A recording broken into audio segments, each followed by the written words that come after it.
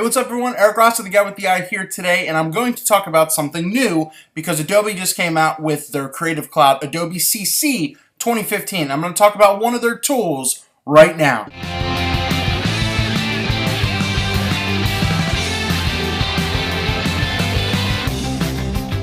So these are going to be the most glorious shots. I literally just went to my window now and took some photos, and because it's hazy, there's not a lot of contrast, it's very humid out. This isn't backlit or anything. Kind of looks like a mirage, but it's not, trust me.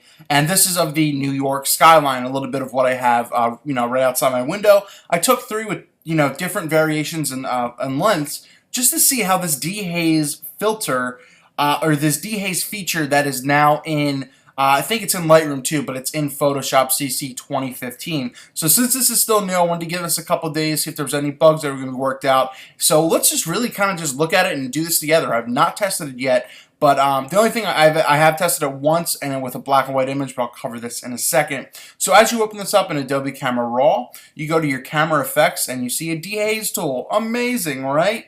So I'm just curious about what this is going to do. Now, as I said, I messed with this in like a black and white type photo, and it's interesting. It does change the overall picture in a way. But let's go into this. Now, I don't ever know why you would want to add more haze. I'm just see what that does.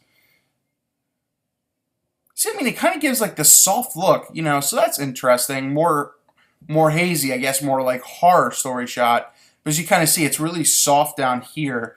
So let's set that back to 0. So this is where we're at. And I guess you go to the right to bring in the detail. So it looks like it ups the darks, especially looking at your histogram, your shadows. It's taking away from the highlights and adding to the darks and adding more saturation. So, say if you wanted a little more detail, and oh man, my camera sensor is dirty. Guess what's getting cleaned? So besides all that, so that's where it was. That's where it is.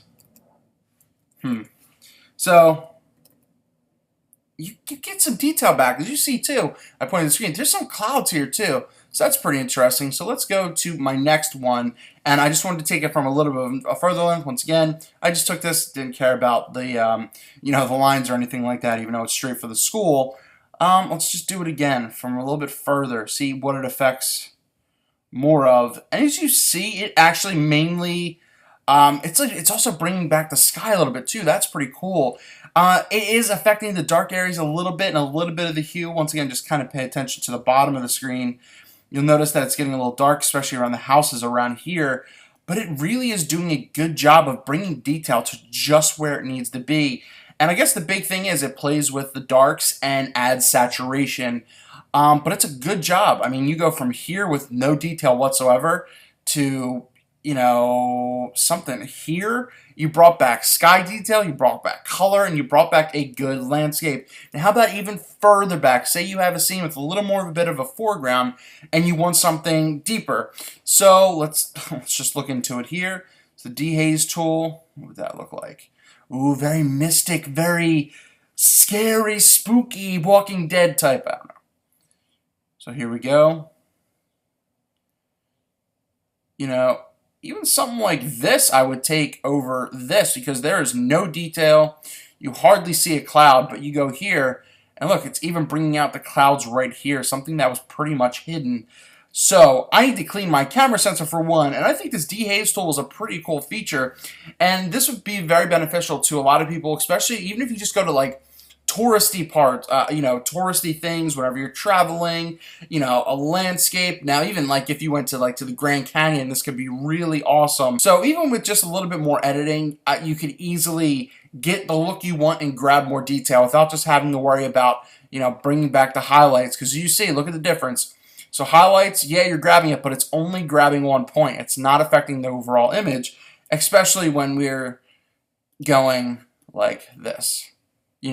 I think this is a really cool feature. I wanted to bring this up, pretty much try this out live. If you have any questions or comments about maybe what's new, you want to see, what other features are in Adobe Photoshop CC 2015, I think I can make a video on that if you want. Leave those down below. But if you have questions or comments, critiques, whatever, it's pretty cool. Dehaze tool, I thought it was just going to be this lame little feature, and I know it's automatic, but it helps.